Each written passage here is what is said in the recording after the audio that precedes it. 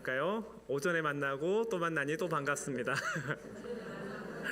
네, 매주 만나고 또 만나도 반갑죠. 네, 제가 오늘 오후 찬양 예배 준비하러 올라왔는데 요게 있더라고요. 휴지를 누가 이제 갖다 주고 가셨는데 누군지 모르지만 감사합니다. 오늘 오후는 이제 울 일이 없을 것 같은데 사실 오전에도 원래 울 계획은 없었습니다. 원래 울 계획은 없었고 모르겠어요. 갑자기 마음에 이제 복받쳐가지고 뭐 힘든 게 있거나 뭐 그런 것도 아니고요. 그냥 이제 교회에 대한 얘기를 하다가 우리 성도님 저에 대한 얘기도 하고 우리 성도님들 한 사람 한 사람을 하나님이 하나님 계획 가운데 이끌어 가신다는 얘기를 더 이제 드리고 싶었는데 아무튼 그때 이제 마음이 감동이 와서 뒷부분을 못했어요. 그래서 오늘 뭐 미완성 설교였지만 우리 성도님들께서 또 잘 이렇게 헤아려 주셨을 거라고 생각하고 우리 성도님들의 삶 가운데 하나님의 은혜가 흘러넘치기를 주의 이름으로 간절히 축복합니다. 네, 오늘은 우리 사랑으로 땅끝까지라는 제목으로 함께 말씀 나눌 텐데요. 네, 오늘은 이거 좀 같이 보면서 하겠습니다.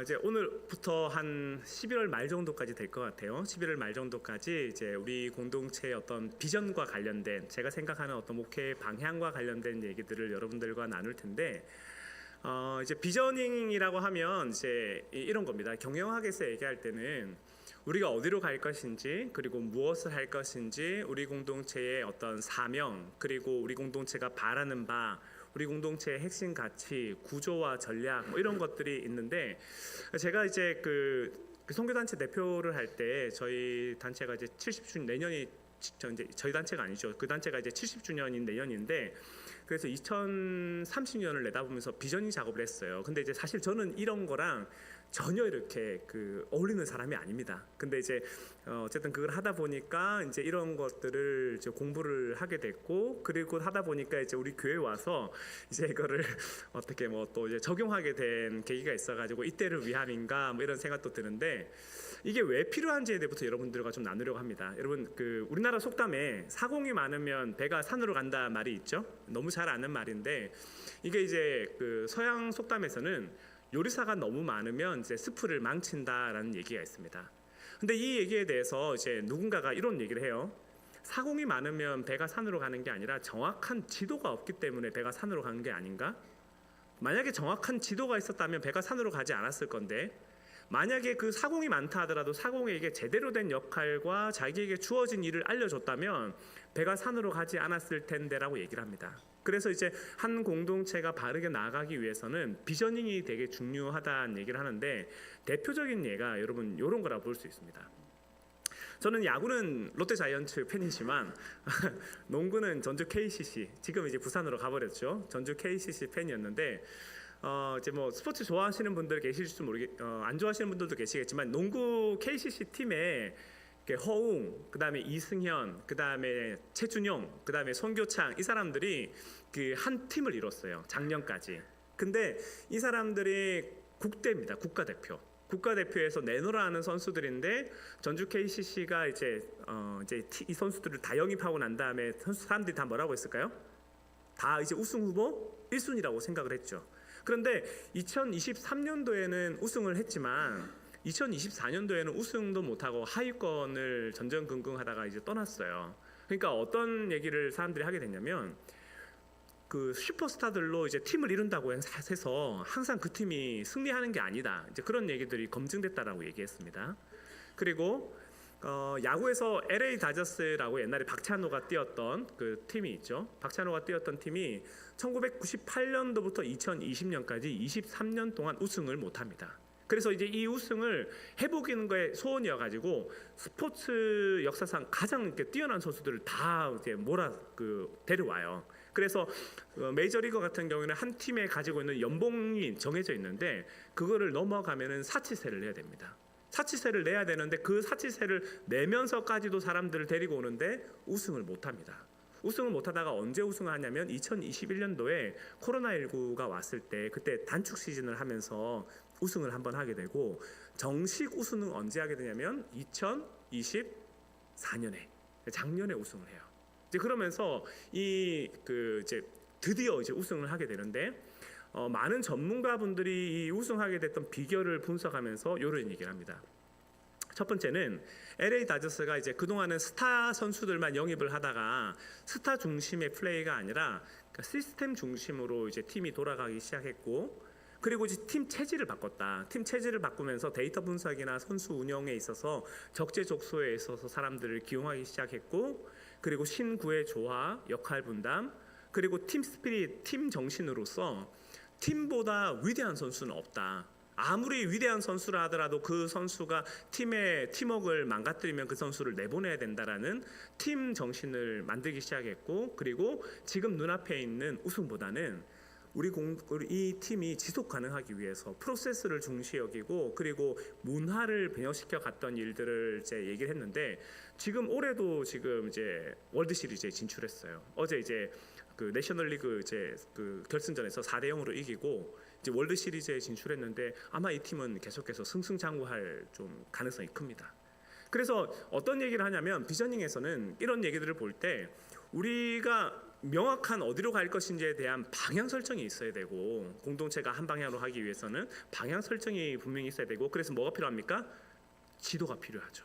우리가 어디로 갈 것인지에 대한 현 이치와 갈 곳에 대한 이 지도가 필요하고, 그리고 또 뭐가 필요하다고 얘기하냐면 역할 분담이 필요하다고 얘기합니다. 이 역할 분담은 룰 앤 롤이라고 해가지고 우리의 원칙이 뭐고, 그리고 나에게 주어진 역할이 뭔지 그거를 모든 사람들이 인지해야 된다라고 얘기하고, 그리고 그 과정에 있어서 끊임없이 의사소통하고 조율하는 과정이 필요하다고 얘기합니다. 그래서 이런 것들이 이제 같이 이루어질 때 배가 산으로 가지 아니하고 이제 제대로 된 길을 간다라고 얘기하는데, 그래서 오늘 여러분들과 요 얘기들을 좀 하려고 합니다. 그래서 이게 조금 어려울 수도 있지만 제가 최대한 여러분들이 쉽게 좀 전략할 수 있도록 할 텐데, 먼저 이제 이걸 한번 좀 정리를 하겠습니다. 미션이라고 하면 이거는 이제 뭐냐면 이 공동체가 존재해야 될 목적을 얘기하는 겁니다. 그러니까 이 공동체가 존재해야 될 목적이 사라지면 그건 어떻게 돼야 되겠습니까? 해체해야 되는 게 맞아요. 그러니까 이 미션이 없어지면 그 공동체는 이제 없어지는 게 맞고, 그리고 이제 비전이라는 건 어떤 거냐면 우리가 어디로 갈 건지에 대해서 설정하는 겁니다. 그러니까 이걸 교회에서를 예로 들면, 우리 공동체에서의 표어가 만약에 있어요. 우리 공동체의 표어, 땅끝까지 복음을 전한다. 예를 들면, 그럼 땅끝까지 복음을 다 전했으면 우리에게 주어진 역할이 이제 있습니까? 없습니까? 없죠. 근데 이제 그러면 이제 우리 공동체가 하나님의 나라가 왔기 때문에 그 역할이 이제 없어지는 건데, 땅끝까지 복음을 전하는데 단계별로 해야 될 일이 있잖아요. 2030년까지는 우리가 어떤 걸 목표로 하겠다. 2026년 내년에는 어떤 걸 목표로 하겠다.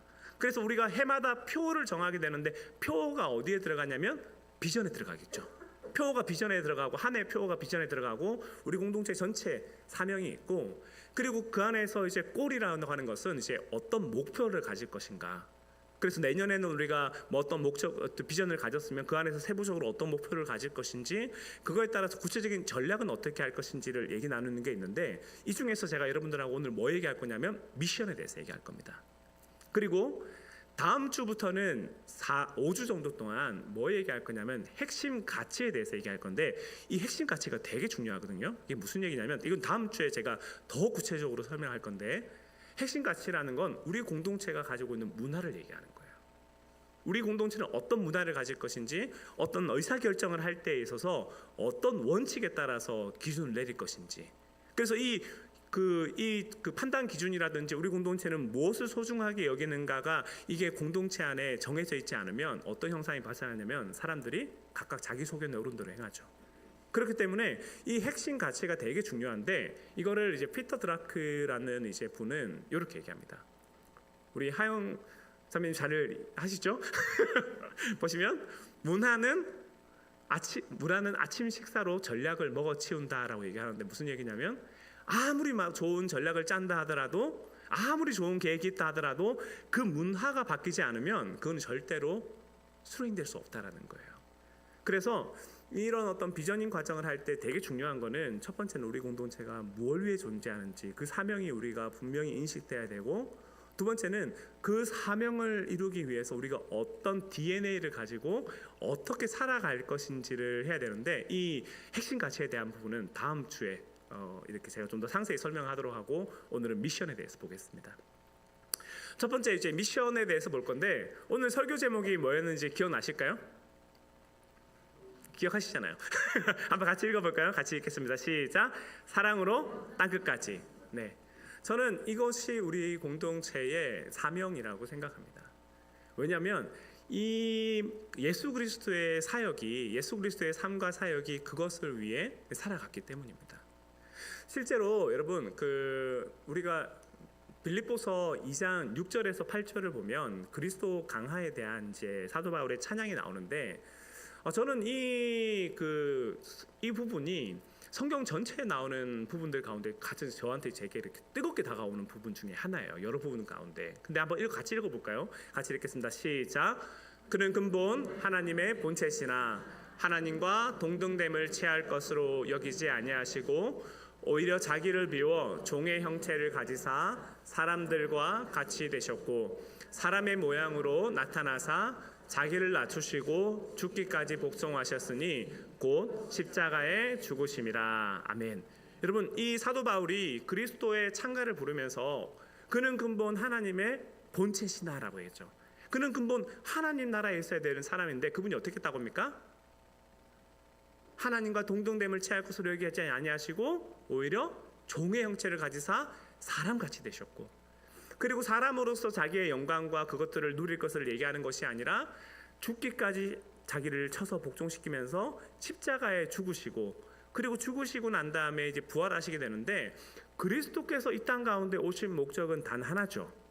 히브리서 기자가 고백하셨던 것처럼 기쁨을 위하여, 그 백성들을, 잃어버렸던 백성들을 다시 되찾는 기쁨을 위하여 살아가겠다라고 얘기하셨는데 그분이 어떻게 하셨냐면 땅 끝으로 오셨잖아요. 하늘 영광 버리고 땅 끝에 오셨고, 그리고 우리 주님이 그 삶을 살아가시면서 뭐라고 얘기하시냐면 내가 너희를 사랑한 것 같이 너희도 다른 사람을 사랑하라고 얘기하죠. 그러니까 그 얘기는 무슨 얘기냐면 하나님이 자기 영광을 버리고 이 땅에 오셨던 것처럼, 내가 사랑하기 때문에 땅 끝으로 갔던 것처럼 너희도 나를 사랑한다면 사랑하기 때문에 땅 끝으로 가라는 얘기를 하는 겁니다. 그래서 앞서 얘기했던 것처럼 세 계명을 주노니, 너에게 주노니 서로 사랑하라. 내가 너희를 사랑한 것 같이 너희도 서로 사랑하라라는 마지막 계명을 주시고, 그리고 이거를 이제 마태복음에서는 지상 명령으로 주시죠. 그러므로 너희는 가서 모든 민족을 제자로 삼아 아버지와 아들과 성령의 이름으로 세례를 베풀고 내가 너희에게 분부한 모든 것을 가르쳐 지키게 하라. 이게 마태복음 28장에 나오는 지상 명령이고, 사도행전 1장 8절에서는 우리가 방금 읽었던 것처럼 오직 성령이 너희에게 임하시면 너희가 권능을 받아서 예루살렘과 온 유대와 사마리아와 땅 끝까지 가서 복음을 전하라고 얘기합니다. 그렇기 때문에 예수 그리스도의 삶과 사역을 가장 잘 정리하는 한 문장이 있다면 사랑으로 땅 끝까지라는 말이고, 그분의 부르심을 오늘 우리 인생 가운데 적용시킬 때 제일 중요한 것 중에 하나는 사랑으로 땅 끝까지 우리가 걸어가는 거라고 얘기할 수 있습니다. 그래서 제가 이거를 이제 사랑으로 땅 끝까지 이러면 좀 이제 말이 이렇게 막 와닿지가 않잖아요. 그래서 이거를 사명 선언 문으로 만들었어요. 문장으로. 한번 같이 읽어볼까요? 같이 읽겠습니다. 시작. 우리는 땅 끝까지 이 세상 끝날까지 그리스도의 증인들이다. 우리는 땅 끝까지 이 세상의 끝날까지 그리스도의 증인들이다라고 하는데, 이 문장은 솔직히 말씀드려서 제가 만든 문장은 아닙니다. 제가 만든 문장은 아니고, 제가 대학을 이제 왔을 때 이제 그 대학부에서 이제 쓰던 표였는데 이게 제 마음에 되게 와닿았어요. 우리는 땅 끝까지 이 세상 끝날까지 그리스도의 증인들이다.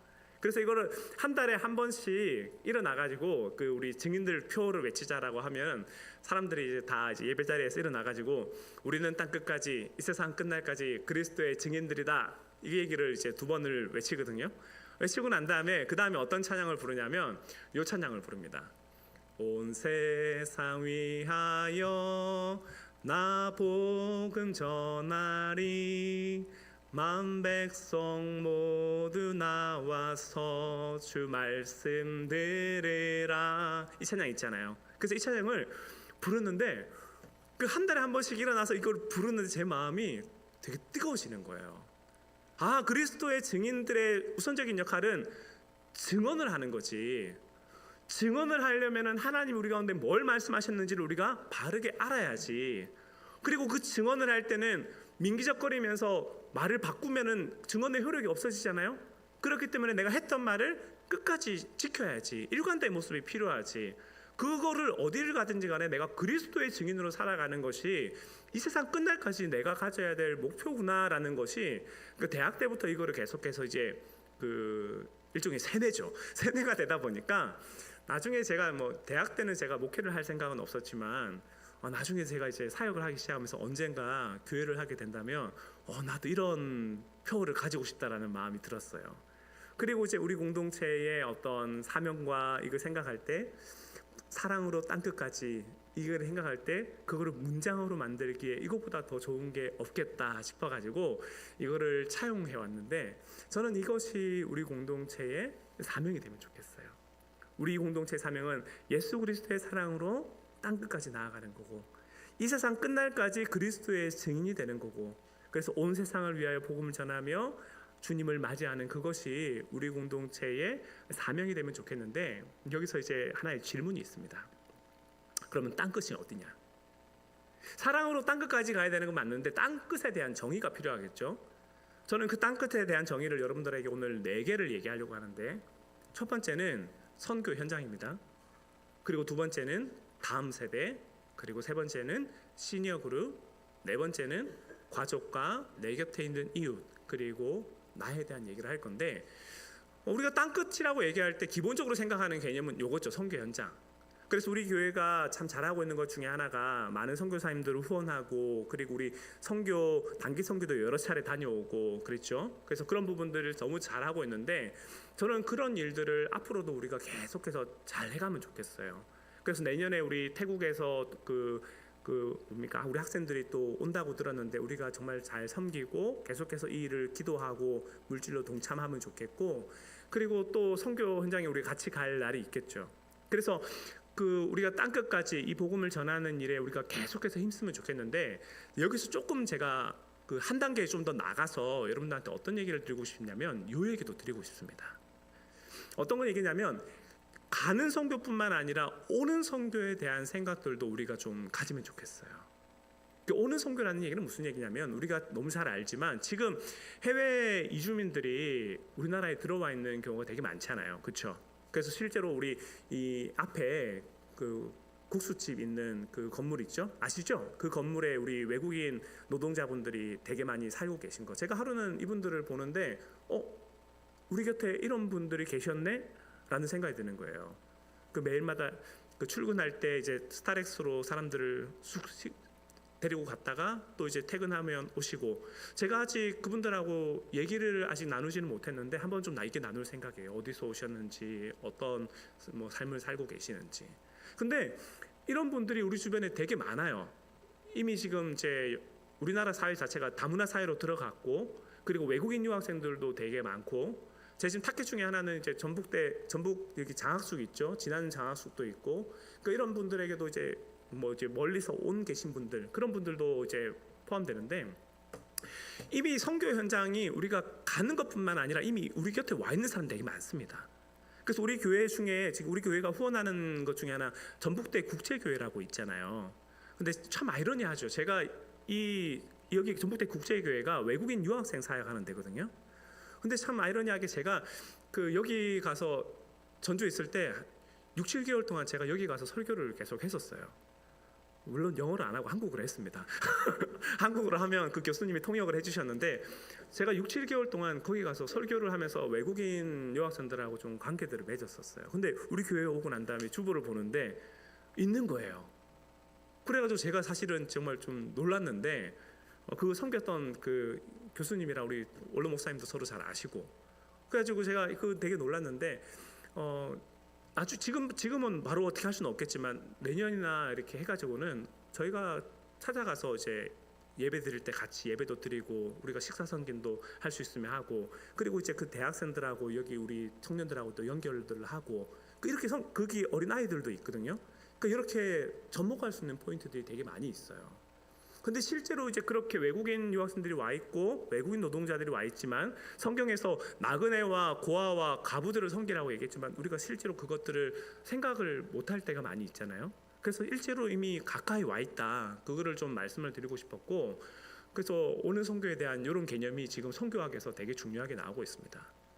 교회가 세상으로 가는 게 아니라 세상이 이미 교회로 오고 있고, 우리가 그 사람들을 향해서 환대하고 포용하고 그리고 돌봄에 대해서 관심을 가져야 된다. 이게 선교학에 있어서 되게 큰 중요한 변화인데, 땅끝에 대한 개념이 지금 제가 첫 번째 뭐였습니까? 우리가 가는 선교, 실제로 선교 현장 가는 선교. 두 번째는 뭐였습니까? 오는 선교. 그리고 또 어떤 선교가 있냐면요, 총체적 선교가 있어요.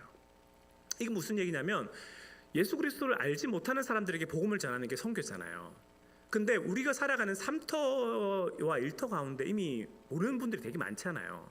근데 오늘날처럼 이제 기독교에 대해서 반감을 가지고 있는 경우가 앞으로는 또 있겠지만, 이게 이런 때가 진짜 없었죠. 정말 너무 힘든 시대를 살아가고 있기 때문에 안디옥 교회가 내가 그리스도인이라고 말하는 것이 사람들에게 조롱감이 되었던 것처럼, 오늘날 내가 그리스도인이라고 얘기하면 사람들이 이상한 시선으로 바라볼 때가 많이 있습니다. 근데 그 상황 속에서 우리가 총체적 선교를 한다라는 것은 그분들에게 복음을 전하는 것도 맞고, 동시에 오늘 우리가 그리스도인으로서 사회적인 역할과 책임들을 어떻게 감당해 갈 것인지, 그리고 그들에게 우리가 빛과 소금으로 살아가는 삶이 어떤 것인지를 보여주는 것. 그러니까 우리 1터와 우리가 살아가는 3터 자체가 뭐라는 겁니까? 그 자체가 선교 현장이라는 거예요. 그렇기 때문에 사랑으로 땅끝까지라는 이 개념 안에는 땅끝 첫 번째 선교 현장이라고 얘기했는데, 첫 번째 뭐였습니까? 가는 선교, 오는 선교, 우리의 3터와 1터. 그거에 대해서 우리가 기억을 하면 좋겠고요. 두 번째는 다음 세대에 대해서 우리가 또 같이 생각을 해가면 좋겠어요. 실제로 우리가 다음 세대 이 얘기를 하도 이제 많이 하다 보니까, 우리 여기 있는 사람들은 우리는 뭐 취급도 안 하는 거냐, 그래서 현 세대 뭐 이런 얘기들을 하기도 하고 뭐, 그런데 다 이해하실 겁니다. 다음 세대. 왜 다음 세대가 중요하냐면, 이 사람들이 복음 현장에서 떠나고 있기 때문이죠. 제가 통계를 하나 가져왔는데, 학원 복음화 협의회라고 모든 제 교회, 선교단체, 여기 연합회입니다. 여기 연합회에서 통계 자료를 발표했는데, 언제 믿음을 버렸느냐라는 질문에 불신자들 대상, 교회 다니다가 이제 불신자가 된 사람들이죠. 그분들에게 조사를 했을 때 초등학교 때 혹은 그 이전에 신앙을 버렸다라고 얘기하는 사람들이 40%, 그리고 중학교 될 때 신앙을 버렸다라고 하는 분들이 합쳐가지고 70%, 고등학교가 될 때 신앙을 버렸다라고 얘기하는 사람들이 83%, 그리고 재수할 때 대학 입학 후 군복무 중, 그 다음에 대학 입학 후에 일정 시간이 지나고 난 다음에 버렸다고 얘기하는데, 이게 대학생들을 향해 조사한 거잖아요. 근데 보시면 대학생이 되기 전에 몇 퍼센트가 신앙을 버려요? 90%가 버리죠. 그러니까 이 친구들이 왜 대학을 오기 전에 이제 버리게 되냐면, 대학 오기 전까지는 부모님의 손에 의해서 끌려가는 경우가 되게 많아요. 그래서 이제 억지로 다니다가 이제 자기가 이제 머리가 커가고 그냥 그러면서 이제 도저히 이해가 안 되는 시험들이 많으니까 이제 교회를 이탈하게 되는데, 이제 뭐 이런 연구도 있습니다. 지금 청소년들의 복음화 수준을 어떤 기사에서는 3.8%를 얘기하는데, 미전도 종족이 여러분 몇 퍼센트인지 아시나요? 미전도 종족이 5%예요. 그러니까 5% 아래면은 복음이 전해지지 않은 미중도 종족으로 보는데, 지금 청소년들을 3.8%로 봐요. 그러면 얘네들은 개척 지역이라는 거예요. 완전히 미전도 종족이라고 얘기를 하는데, 저는 이 연구는 조금 이제 과한 것 같아요. 그러니까 실제로 제가 사역 현장에서나 그리고 어떤 데이터를 찾아봐도 실제로 이렇게 연구했던 기관과 그것까지 밝힌 상태에서 나오는 건 없어요. 어떤 분이 그냥 얘기했던 게 이제 풍월로 돌아가는데, 실제로는 그 정도까지는 아닙니다.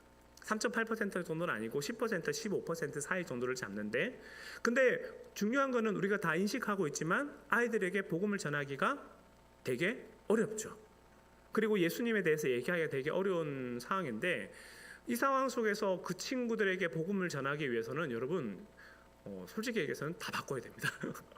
아이들의 눈높이로, 이제 지금 기성세대의 눈높이가 아니라 아이들의 눈높이로 이제 바꿔가야 되는데, 예를 들면 이런 겁니다. 예를 들면 여러분, 작년에 이제 전 대통령 이제 탄핵과 관련해서 이제 얘기가 한창 진행될 때, 20대, 30대, 40대들이 이제 광장에 확 나왔잖아요. 근데 여러분 생각해 보시면 1980년대 민주화 운동이 일어날 때에 했던 움직임은 어떤 거냐면 비장함이었어요.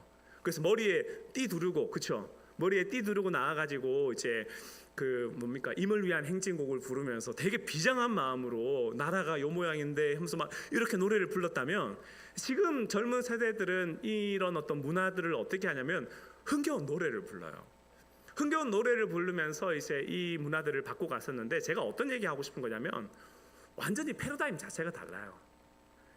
우리가 경험했던 걸로, 죄송합니다. 제가 저보다 어르신들한테 우리라고 얘기하기에는, 저희 세대에서 경험했던 걸로 지금 세대에게 바라보기에는 이 친구들이 이해하기에는 너무 좀 납득이 되지 않는 문화들이 되게 많고요. 그러면은 그거에 대해서 건너와라라고 얘기하기에는 좀 안 맞아요. 뭐가 안 맞냐면, 여러분 예수님이 어떻게 했냐면 성유신하면서 건너가셨잖아요. 근데 우리는 나는 바뀌지 않을 거고 네가 여기로 와봐라고 얘기를 하면 아이들 입장에서는 그거는 큰 장벽을 넘어가야 되는 거죠. 그렇기 때문에 우리가 다음 세대에게 복음을 전하기 위해서는 첫 번째 우리가 기억해야 될 것 중에 하나는 들어야 됩니다. 이 친구들이 어떤 고민을 하고 있는지 들어야 되고, 그리고 어떤 관심을 가지고 있는지를 들어봐야 되고, 그렇게 얘기를 하다 보면 이제 나중에 이제 이 자기 속내를 얘기를 하게 돼요. 그러면 궁금증들도 그렇고, 그러면 그 궁금증을 얘기할 때 우리의 생각은 빨리 좋은 걸 주고 싶잖아요. 그래서 답부터 제시하게 되는데, 그러면은 일단 닫아요. 그렇기 때문에 아이들의 입장에서는 뭐가 어떤 것들이 있는지 듣고, 그리고 그거에 대해서 같이 고민을 해야 되고, 그리고 다음 세대의 아이들을 우리가 세워가기 위해서, 교회 안에서 믿음의 유산이 이어져 가기 위해서 어떻게 할 것인지에 대해서 실험도 많이 필요합니다. 그래서 제가 이제 같이 사역을 해가면서 앞으로 우리 다음 세대, 우리 주일학교, 중고등부, 청년부 어떻게 정말 복음의 역사가 일어나고 살아있는 진리가 선포되고 회심하는지에 대해서 그 얘기들을 좀 계속해서 도전하고 트라이해 갈 건데, 우리 공동체가 좀 그 부분에 있어서 함께 같이 고민해 가면 좋겠습니다. 그래서 저는 이탈하는 친구들보다 이 친구들이 믿지 않는 친구들 데리고 와서 한번 와봐라, 우린 다르다, 좀 그런 것들도 얘기를 할 수 있는 우리 공동체가 되면 좋겠다는 생각이 들고요. 세 번째는 시니어 그룹에 대한 얘기를 할 건데, 저는 왜냐하면 이것은 이제 물리적으로 땅끝에 대한 개념이 아니라 시간적으로 이미 이제 끝이 가까이 와 있는 분들 또한 우리가 되게 중요하게 생각해야 될 교회의 모습이라고 생각하기 때문입니다. 제가 통계를 또 가져왔는데요. 보시면 한국 목회협의회에서 이제 2017년도와 2023년도에 교회 내 인구 분포들을 가져왔습니다. 2017년도를 보시면 20대가 17%, 30대가 17%, 40대가 19%, 여기까지 하면 50%입니다. 50%가 조금 이제 넘고요. 50대와 60대가 합쳐가지고 48%였는데 2023년도는 보시면 60대가 몇 %예요? 이미 60대만 52% 이상이에요. 그러니까 지난번에 우리 우리 어버이 주일 때 65세 이상 분들한테 꽃 따라 드렸잖아요. 우리 그때 몇 명이었나요? 한 50명 정도 이제 달아 드렸던 것 같은데, 그러니까 우리 교회도 사실은 이제 그거랑 이제 비슷하죠. 그러니까 60대 이상이 교회 전체에서 50%를 차지하고 40대가 19%, 30대가 14, 20대가 9, 6 이렇게 돼 있는데, 이거는 그래프가 가면 갈수록 이제 고령층이 늘어날 겁니다. 그렇죠? 의료 기술이 발달되고 그러면서 이제 이 나이 자체가 많아지게 될 건데, 그래서 이분들에게 이제 이걸 물어봤습니다. 교회 바라는 게 뭐냐?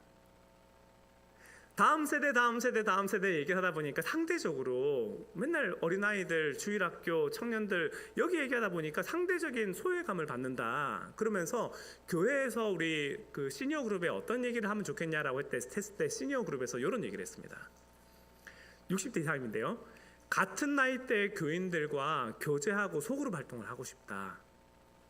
그리고 이분들이 두 번째로 원하는 게 목회자의 관심과 연락이다. 목회자가 연락을 해주면 너무 고맙다. 그래서 이런 얘기들을 하고, 세 번째는 여가 시간을 활용을 위한 프로그램을 제공해주고, 네 번째는 구역장과 셀리더들의 연락, 그리고 다섯 번째가 나도 아직 섬길 수 있어. 나도 아직 섬길 수 있고 교회에 기여할 수 있는 바들이 있는데 나를 너무 이렇게 뒷방 늙은이처럼 생각하지 않았으면 좋겠어. 그러니까 이런 얘기들을 하셨어요. 그러니까 제가 이 연구를 보고 난 다음에 제 마음에 되게 이제 생각이 많이 들더라고요. 아, 그렇지. 우리 교회 어른들도 지금까지 믿음의 유산들을 이끌어 오신 분들이고 또 이분들이 함께 하나님 나라를 살아가면서 기여할 바들이 있는데 어떻게 이분들에 대해서 생각할 것들을 해야 되지 않을까? 이런 질문도 있었습니다. 어떤 것들을 실제로 보면 도움을 받고 싶습니까? 60대들은 아직 좀 더 힘이 있잖아요. 그러니까 여가라든지 대인관계, 그다음에 건강한 부부관계 뭐 이런 얘기들에 대한 관심이 있고 70대 이상으로는 노년기 질병 예방과 건강관리 이쪽에 관심이 많이 계세요. 그러니까 가지고 있는 바들도 다르고 그리고 생의 끝을 앞두고 있으니까 죽음에 대한 고민들도 이제 많이 하게 되죠. 우리의 삶이 어떻게 어떤 유업을 남길 거고 어떻게 정리를 해갈 것인가. 그래서 죽음에 대한 교육을 받고 싶냐라는 질문에도 2022년도에는 64%였는데 2024년도에는 80% 가까운 분들이 이런 얘기들을 이제 고민해보고 싶다. 그런데 그런 것들을 정리할 수 있는 기회와 시간들이 없어가지고 좀 아쉽다 이런 얘기들 했는데 제가 언젠가 그 얘기했던 거 기억나실까요? 우리 교회만의 그 뭡니까? 제가 갑자기 생각이 안 나네요. 아무튼 제가 벌써 아무튼 이렇게 그 어떤 인터뷰하면서 새롭게 하소서에 사람이 나와가지고 내가 예수님 믿었던 거 뭐 이런 얘기들을 차근차근 정리해가고 나중에 그걸 하는 것처럼 우리 전주 드림교회만의 새롭게 하소서를 해보면 좋겠다 그런 얘기 드렸잖아요. 근데 진짜로 그게 그냥 허언이 아니라 진짜 제 마음의 소원 중에 하나입니다. 우리의 그리스도를 만났던 경험 이것은 너무나 소중한 스토리들이잖아요. 근데 그것이 전수되고 이야기되고 그리고 난 앞으로 어떤 삶을 살아갈 것인지가 이야기로 계속해서 구전되어 가는 것들이 저는 필요하다고 생각하는데 그래서 죽음에 대해서도 하나님 나라에 대해서도 같이 생각하는 게 필요하다고 생각해요. 그래서 제가 우리 지금 주보에 부목사 청원권도 지금 올라갔다고 얘기하니까 성도님들이 궁금해하실 것 같아요. 부목사가 오냐? 네, 옵니다. 12월 달에 이제 부임을 할 건데요. 12월 달에 제 마음은 11월부터 데리고 오고 싶었지만 이제 그러지 못해가지고 아쉬운데 이제 현 그 교회 사역 때문에 못 오는데 새로운 목사님 오십니다. 12월 달에. 근데 제가 그 목사님한테 제가 두 가지를 얘기했어요. 크게 총 세 가지죠. 첫 번째는 행정에 대해서 목사님이 주로 맡아주시면 좋겠습니다. 이분은 한 교회 지금 수석 행정 목사로 몇 년 동안 오랫동안 했거든요. 그러니까 저는 이제 선교단체에서 오래 있었잖아요. 그러니까 제가 잘할 수 있는 거는 창의적으로 사역의 어떤 전략을 짜고 어떤 시도해 보지 않았던 거를 한다든지 그런 것들은 제가 가지고 있는 장점 중에 하나인데 근데 이제 교회 안에서의 어떤 행정 이런 부분들은 제가 사실 잘 모르는 부분들도 있죠. 그래서 이분에게 행정에 대한 얘기 첫 번째 하고 두 번째는 다음 세대 이제 주일학교 같이 해가면 좋겠는데 그거에 대해서 고민해와라. 그리고 세 번째는 시니어 사역을 할 거다. 지금 우리 목요 기도 모임 하고 있는데 목요 기도 모임을 섬기는 것은 물론이고 우리 시니어 사역을 어떻게 해갈 것인지에 대해서 지금 많은 이렇게 방향이 없다. 그래서 그거 할 건데 그거에 대해서 고민하고 오면 좋겠다. 그래서 제가 생각하는 것 중에 하나는 다음 세대에 너무 중요한 거 맞지만 동시에 삶의 마무리를 하나님 나라를 향해서 가는 우리 성도들에 향해서도 교회가 같이 고민하고 가려고 합니다. 그래서 땅끝이라고 얘기할 때 첫 번째 뭐였습니까? 선교 현장이었죠. 두 번째 다음 세대, 세 번째 시니어 그룹. 이거를 우리 교회 공동체가 가져가야 될 생각 중에 하나라고 생각하고요. 네 번째는 가족과 내 곁에 있는 이유 그리고 내 자신입니다. 여러분 우리가 그 초등학교 때 불렀던 노래 아시죠? 한번 불러볼까요? 시작. 앞으로 앞으로 네 여기까지 하겠습니다. 잠 깨시라고. 네, 보시면 앞으로 나가면은 뭐라고 합니까? 온 세상 어린이들 다 만나고 오겠네 하잖아요. 근데 정작 이렇게 어디에를 관심 못 가지냐면 내 뒤를 못 봐요. 땅끝은 내 저기 멀리 있는 게 아니라 어떤 의미에서의 땅끝은 지구를 한 바퀴 쭉 돌고 오면 그 땅끝의 최종점은 어디냐면 내 뒤에 있는 사람이거든요. 근데 우리가 사역을 힘쓰고 선교를 힘쓰고 다른 것들에 힘쓰다 보면 정작 내 주변을 소홀히 하게 될 가능성도 큽니다. 그래서 여러분 이런 얘기 듣잖아요. 남보다 못한 가족. 그렇죠?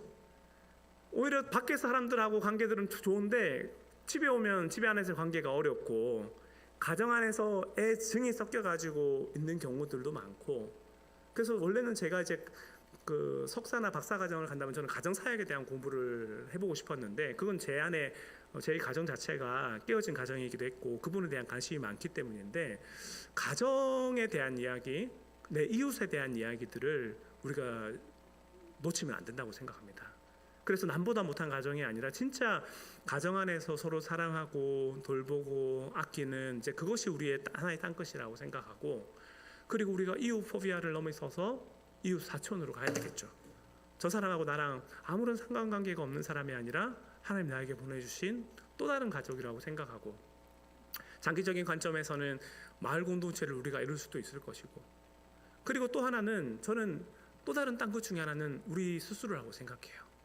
오늘날 많은 분들이 정서적인 어려움이나 우울감이나 그 어려움 갖고 있는 분들 얼마나 많습니까? 그렇죠?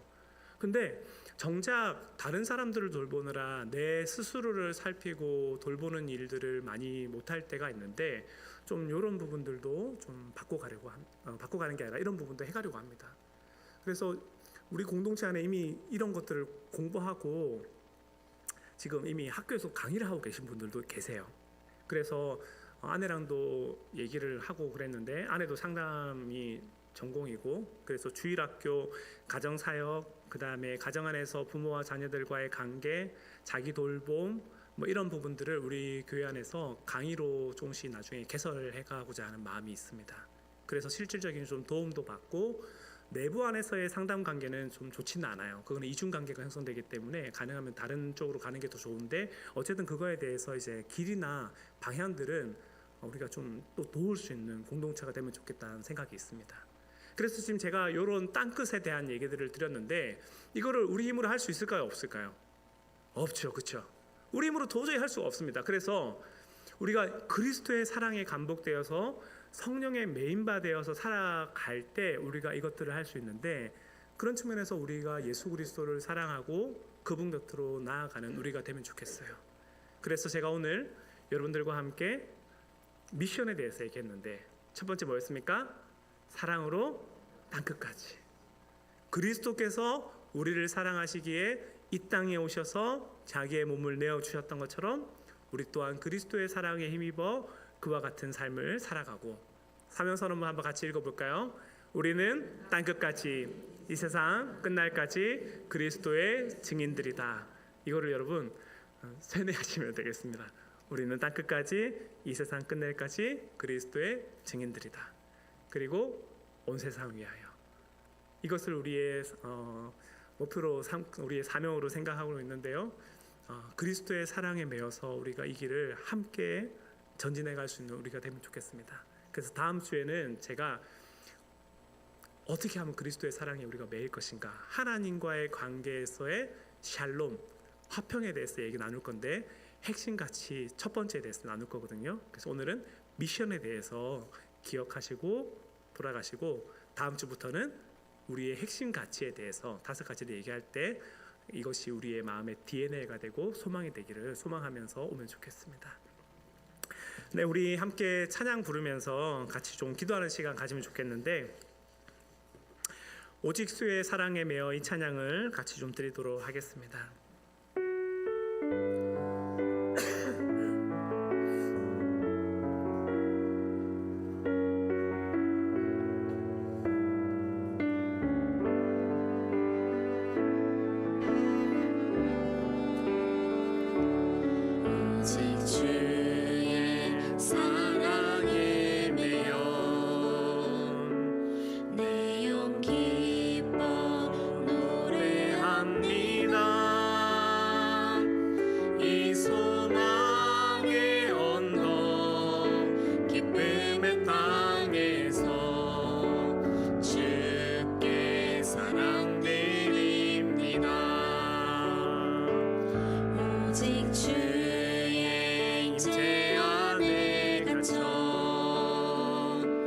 내 영 기뻐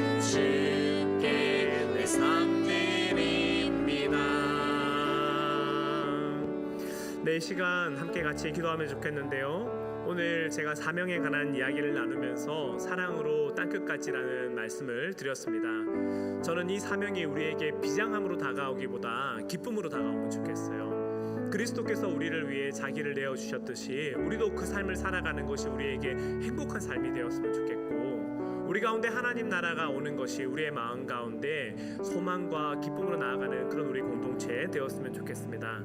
그러기 위해서는 그리스도의 마음이 우리 가운데 부어져야 되겠죠. 하나님, 우리 가운데 그리스도의 마음을 부어주십시오. 우리를 위해 이 땅에 오신 그리스도의 마음이 우리의 마음 가운데 온전히 부음받게 하여 주시고, 기쁨을 위하여 그분이 십자가를 지시며 함께 주의 제자들과 살아가셨던 것처럼 오늘 우리의 인생 또한 하나님 안에서 그와 같은 삶을 살게 하여 주시옵소서. 우리 시간 주신 말씀 생각하며 같이 기도하도록 하겠습니다. 기도하겠습니다. 아버지 하나님, 오늘 우리 공동체 가운데 하나님 아버지 하나님 나라에 대한 생각이 우리의 마음 가운데 온전한 감사와 기쁨으로 일어날 수 있기를 원합니다. 하나님 아버지 하나님 나라를 소망하며 그날을 달려가기까지 우리가 기쁨으로 이 길을 전진할 수 있는 우리가 되게 해주시고, 아버지 하나님 그리스도를 항상 내 앞에 모시며 주와 함께 나아갈 수 있는 우리 인생 되게 하여 주시옵소서. 우리 인생에 많은 하나님 과제가 주어져 있는 데에서 그것이 우리 가운데 부담감과 불편함으로 오는 것이 아니라 하나님께서 우리 가운데 어떤 일을 이루실지 하나하나 기대하며 소망함 가운데 나아갈 수 있는 우리 공동체 되게 해주시고, 아버지 하나님 우리 가운데 그리스도의 사랑이 온전히 부음받아서 예수 그리스도를 사랑하며 그리스도를 주님 아버지 동행하는 것이 우리 인생의 첫째 목표가 될 수 있도록 하나님 아버지 우리 가운데 은혜를 더하여 주시길 간절히 간구합니다. 하나님, 그래서 우리 사랑하는 성도들 한 사람 한 사람 여호와 하나님 아버지를 기뻐하며 주님 곁에 나아가길 즐겨하는 우리 인생 되게 해주시고, 아버지 하나님 오늘 우리 인생 가운데 그리스도께서 자기의 몸을 내어주셨던 것처럼 우리 또한 하나님 나라를 위해 전진할 수 있는 복된 공동체 되게 하여 주시옵소서. 우리 가운데 하나님 나라 확장되게 하여 주시며 우리 가운데 하나님 나라 선포되게 하여 주시며 우리 가운데 하나님 나라에 말할 수 없는 영광과 감사와 기쁨의 의미가 우리 가운데 온전히 일어날 수 있도록 우리 가운데 은혜 베풀어 주시옵소서. 하나님, 우리 가운데 주님 당신의 뜻을 부어 주시옵소서. 참 좋으신 하나님 아버지, 그리스도께서 자기의 몸을 비워 인간의 몸을 입고 이 땅에 오셨던 것처럼 하나님, 우리 또한 그와 같은 삶을 살게 하여 주시옵소서. 그리스도께서 사랑으로 우리를 위해 자기의 목숨을 대속물로 내어주셨던 것처럼 우리 또한 하나님 나라를 향해 살아갈 수 있는 우리가 되게 하여 주시옵소서. 오늘 우리가 살아가고 있는 삶터와 일터가 하나님 아버지 우리에게 주어져 있는 땅끝임을 기억하게 하여 주시고, 우리 곁에 있는 자녀들과 부모님과 그리고 우리 곁에 있는 가족과 내 자신을 돌보는 것을 하나님을 섬기듯이 할 수 있는 그런 은혜 또한 우리 가운데 허락하여 주시옵소서. 우리 앞에 놓여져 있는 많은 사역들이 하나님 그것이 일로 다가오는 것이 아니라 그것이 하나님의 사역 가운데 함께 동참하는 기쁨으로 나아갈 수 있도록 우리 가운데 은혜를 허락하여 주시고, 우리가 많은 일을 꿈꾸고 많은 것을 기대하기보다 그리스도 앞에 나아가 주의 얼굴에 입맞추는 것을 우리 인생의 가장 큰 기쁨으로 삼을 수 있는 복된 우리 공동체 될 수 있도록 주님 은혜 허락하여 주시옵소서. 그래서 오늘 우리의 인생 가운데 예수 그리스도의 영광과 그분의 얼굴이 더욱 밝아지게 하여 주시고, 모든 성도들이 주를 사랑함으로 그리스도를 따라가는 복된 공동체 될 수 있도록 하나님 우리 가운데 은혜 더하여 주시옵소서. 오늘 우리의 삶을 주께 의탁드리오며 예수 그리스도의 이름으로 기도드리옵나이다.